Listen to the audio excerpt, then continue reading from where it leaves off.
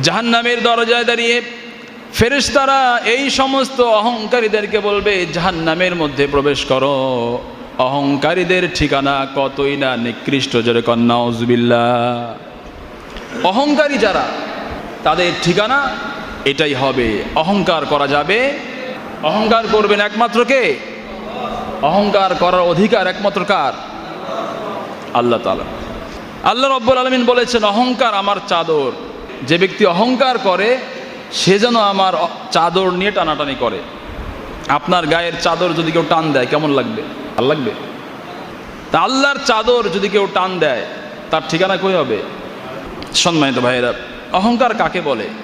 রাসূলুল্লাহ বলেছেন হাদিস শরীফে, আল কিবরু বাতারুল হাক্কি ওয়া গামতুন নাসি। অহংকার হচ্ছে সত্যকে প্রত্যাখ্যান করা, সত্যকে গ্রহণ করতে অস্বীকার করা এবং মানুষকে তুচ্ছ তাচ্ছিল্য করা, মানুষকে অবজ্ঞা করা।